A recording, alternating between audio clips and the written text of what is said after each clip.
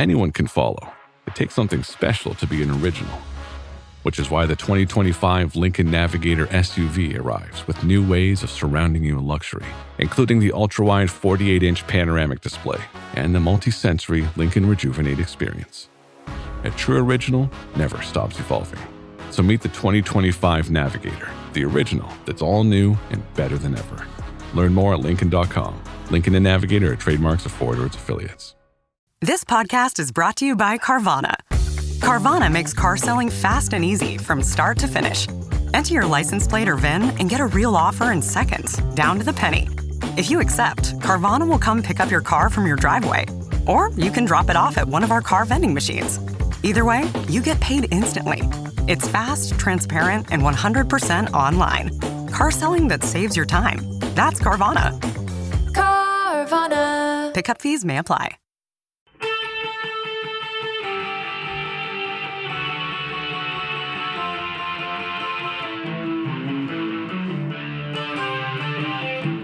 This is the Daily Blast from the New Republic, produced and presented by the DSR Network. I'm your host, Greg Sargent.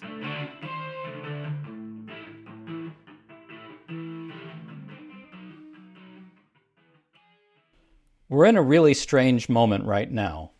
As the government shutdown drags on, President Trump's rants about Democrats and his angry threats are growing more degenerate and detached from reality by the day. He seems utterly incapable of grasping the degree to which all this is backfiring on him. His lies about Democrats and health care are only driving them to dig in further. And his bizarre new boast about killing a major tunnel project connecting New York and New Jersey is clearly helping the Democratic candidate in the New Jersey gubernatorial race. Meanwhile, a striking new CNBC poll suggests that the shutdown is causing Trump to absolutely crater. Democratic strategist Simon Rosenberg has been arguing that we should keep focused on something very fundamental, that Trump is doing immense harm to the country, he's profoundly unpopular, and all of that actually matters. This is an important moment to remind ourselves of this. Good to have you on, Simon. It's always great to be with you, Greg. So let's start with Trump killing this tunnel project linking New York and New Jersey. Here's what Trump had to say about that. And I'll tell you, the Democrats, they don't talk about this.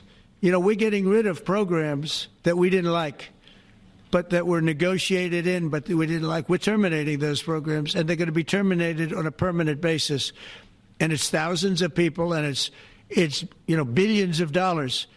We're getting rid of a lot of things that we never wanted because of the fact that they made this stupid move. Russell vote is really terminating tremendous numbers of Democrat projects. There's not only jobs, I mean, the project in Manhattan, the project in New York, it's billions and billions of dollars that Schumer has worked 20 years to get. It's terminated.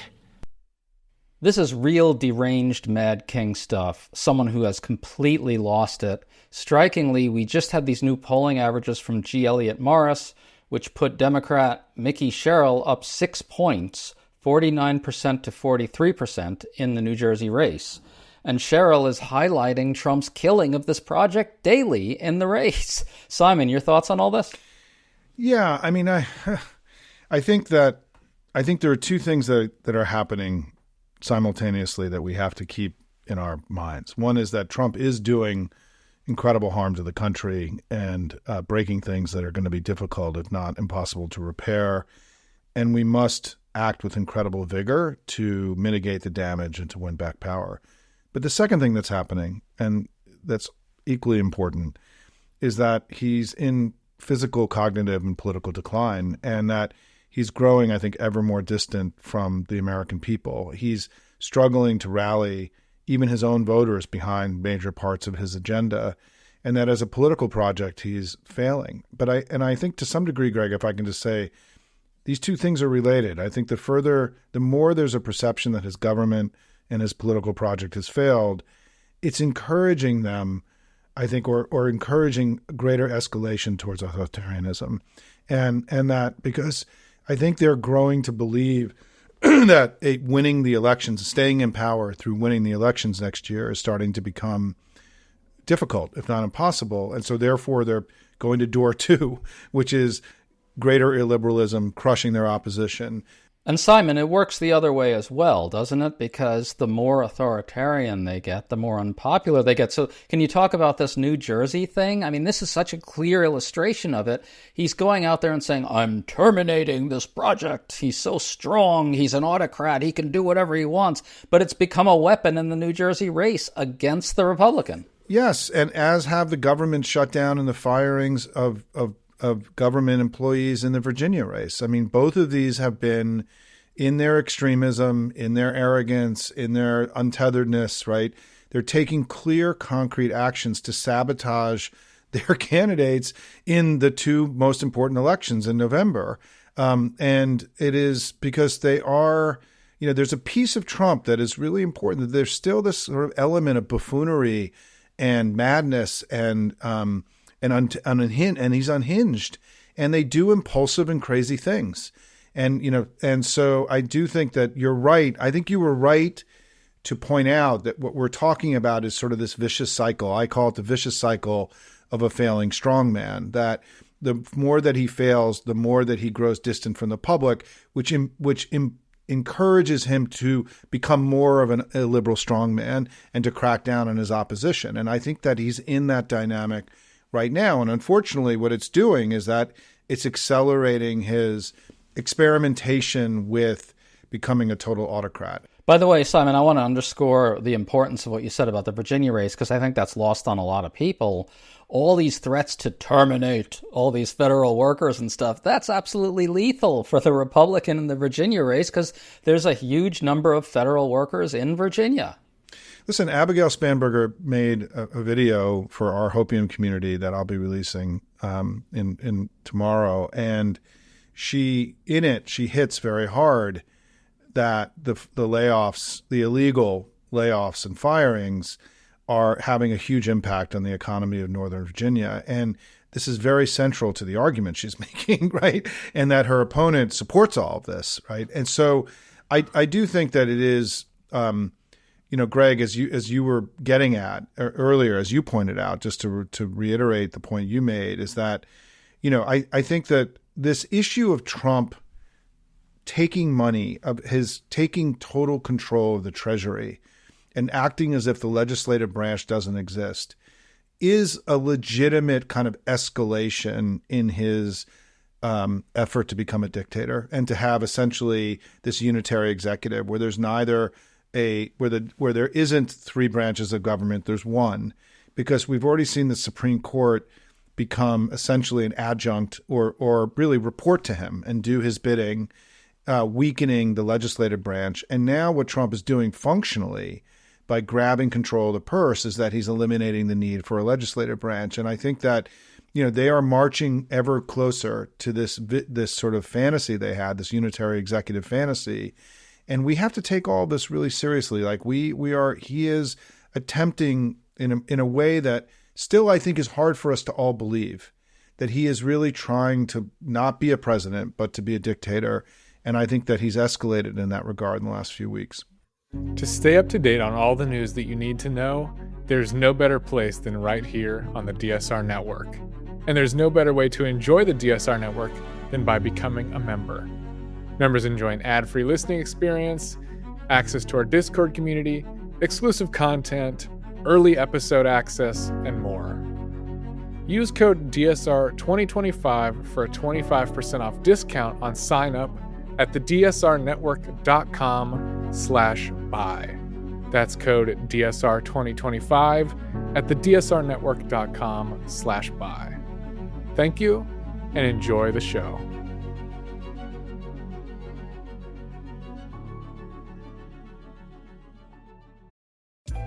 Introducing Meta Ray-Ban Display, the world's most advanced AI glasses. With a full color display built into the lens of the glasses, it's there when you need it and gone when you don't. Send and receive messages, translate or caption live conversations, collaborate with Meta AI, and more. Be one of the first to try Meta Ray-Ban Display. Visit meta.com/Meta Ray-Ban Display to book a demo and find your pair. This episode is brought to you by LinkedIn. Psst, healthcare pros, word's out, and it's too good to keep quiet. Look, LinkedIn is revolutionizing job hunting, making it possible to search by specialty, shift preference, and salary.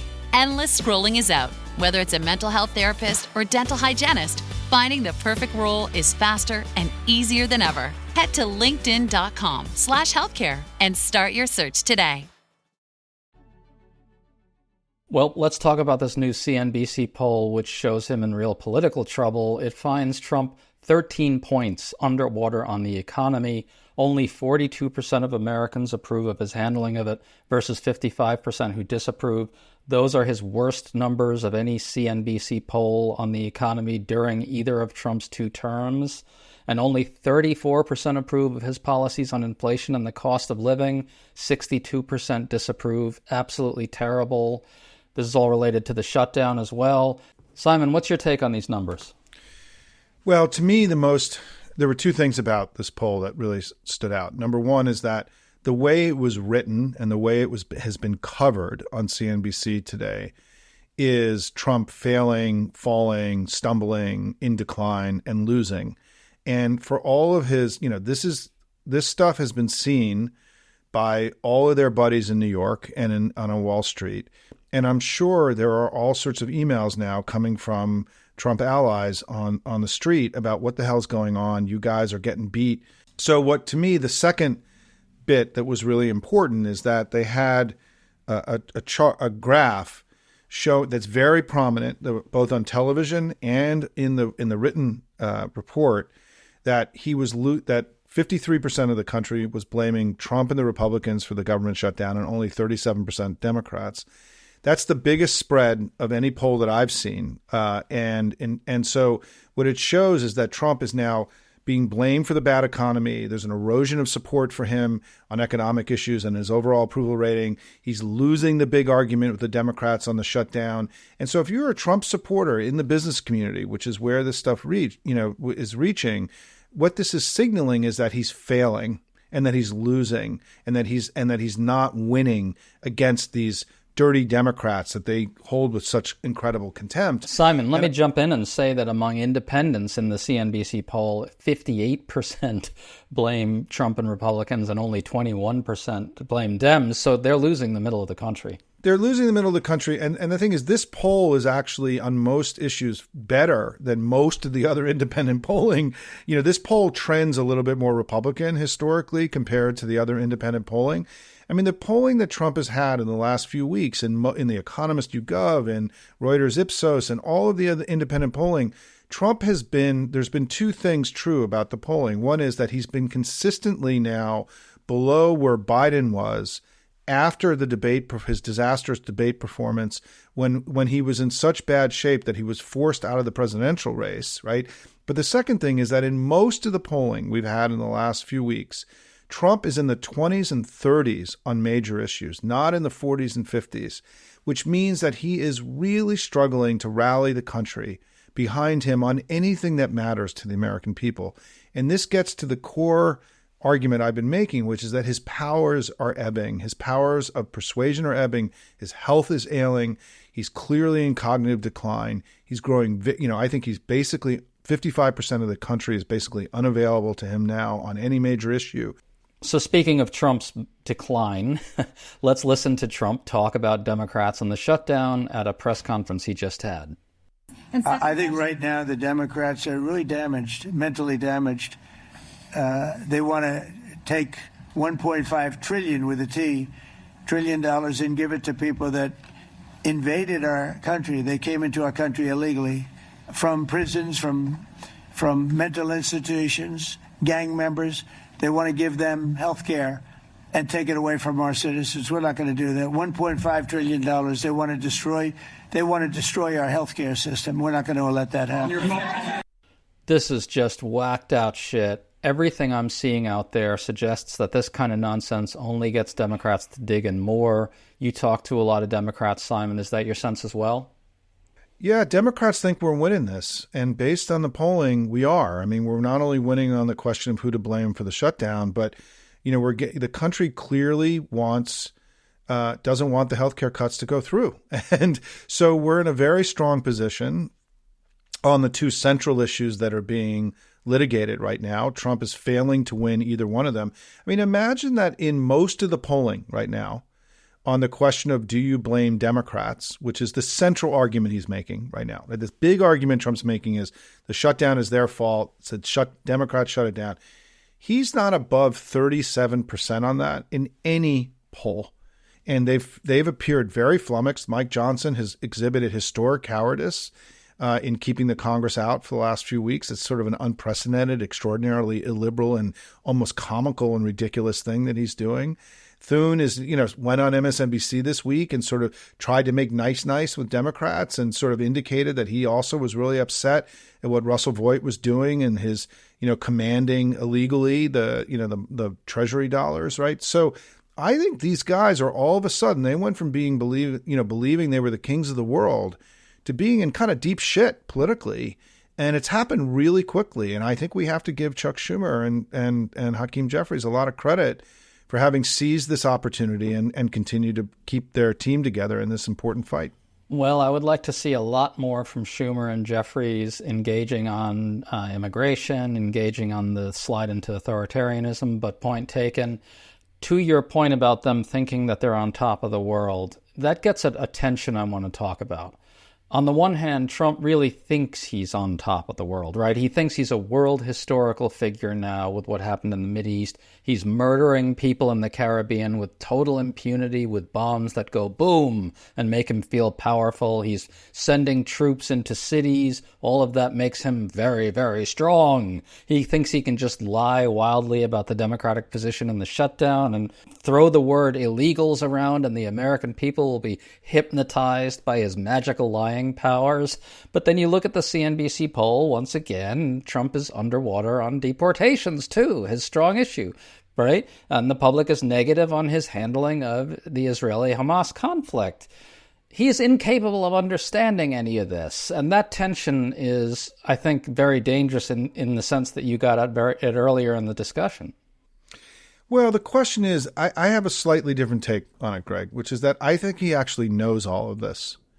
And what's happened, I think he knows that his powers are ebbing. I think everyone around him knows that his powers are ebbing and that they're panicking and that they're scared, which is why they're trying to do this kind of wild redistricting they're doing. And now they're getting the compliant Supreme Court to figure out another way to go get them a bunch of more districts in 2026, because what they're terrified about is losing power.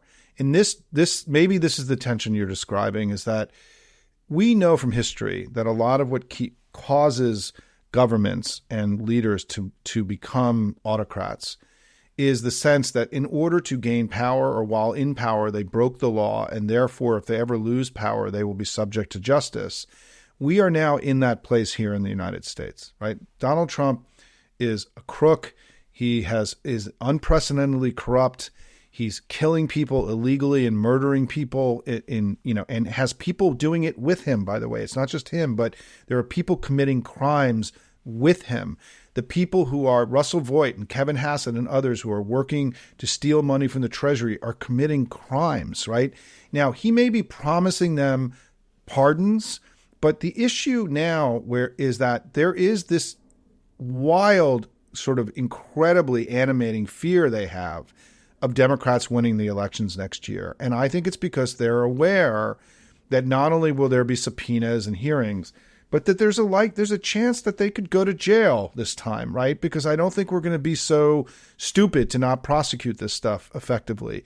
And so as we were over the last, in Biden, during Biden's administration. And so I do think that part of what's driving here is they're scared.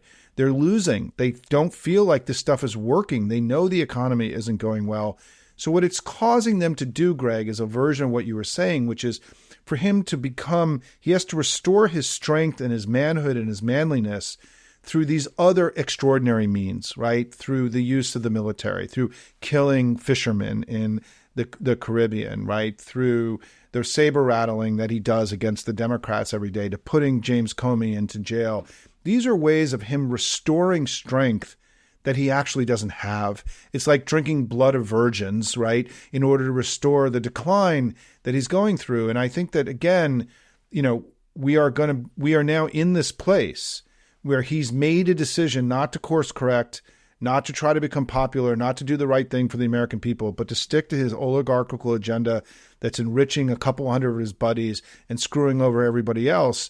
And in order to do all that, he has to become a full-on authoritarian. And I think that, this is the moment that we're in. We can keep both of these true at the same time, that he's failing politically and his government is failing, but he's also doing things that, I don't know that you can argue that America lives in a democracy, that we live in a democracy any longer. Well, so Simon, I agree with your articulation of Trump's situation, but to close this out, I want to throw some pessimism your way and have you tell me why I'm wrong, okay?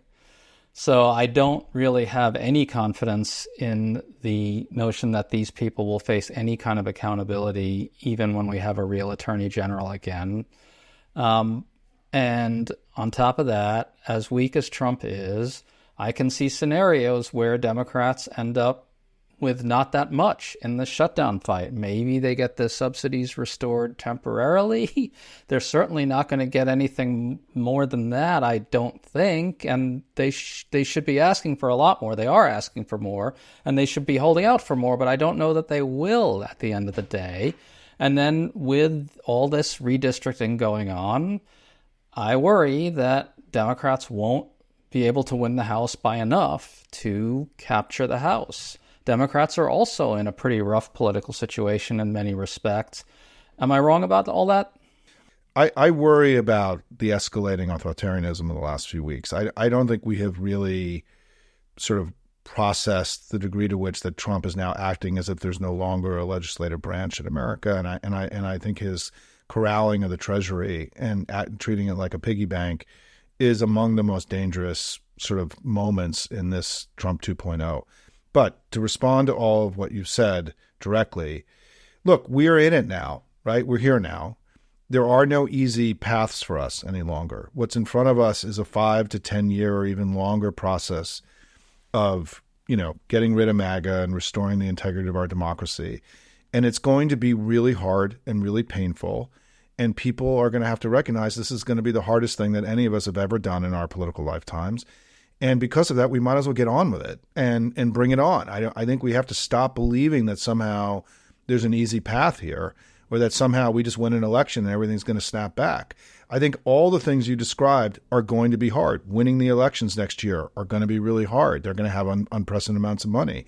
They're also going to be doing unprecedented things to make the elections not free and fair, right? We are still going to have to power through and do the best we can. We have to do what you said, which is more directly confront them, both on the damages the tariffs and inflation are doing, and on his increasing autocracy, right? Which I think has not been central enough to our narrative. There's a lot. What I'm, if I can just end on sort of an upbeat note here a little bit, is that I think we're winning all these big arguments with Trump, and we're not even making the best arguments that we have. I think that our ability to indict him and to tell the story about who he is and what he's become can get much stronger and more durable and deeper by adding inflation and prices and on his autocracy, his embrace of autocracy, and expanding out that argument from the current focus on healthcare to something that is much stronger in order to push him even further and further away from the American people. And then finally, something you and I agree on, because we've talked about it before, is that Democrats have to not only broaden, I think, and deepen our argument, but we need to take on Trump, the strongman brand, more directly. We need to make him weak and not strong. We need to make him a loser and not a winner, a failure, not a success, a villain, not a hero. We need to have an orchestrated campaign, because there's a lot of evidence in the data that what's still propping him up and keeping him in the low to mid 40s as opposed to the mid to high 30s is this perception that he's a strong leader. And we need to take that away from him. The ridicule that we've seen emerge, I think, is going to become a very, very powerful tool in diminishing that part of the strongman brand. I love the evolution and the innovation we've seen around the inflatables, the frogs, the dragons, and everything else. Jimmy Kimmel. I think this is a powerful new weapon that we have to fight authoritarianism, and it's only at the beginning. And because ridicule is essential in taking down strongmen. So I hear you, brother. I think this is going to be really hard. But, the best way out is always through, as Robert Frost taught us, and we just got to get on with it and fight it out. Simon Rosenberg, I sure hope Democrats listen to that entire thing you said at the very end there. Great to talk to you as always, dude. Thanks for coming on. Greg, thanks so much. Just as you know, I'm just grateful for all the work that you do. And everybody, we just got to keep our head down and keep fighting.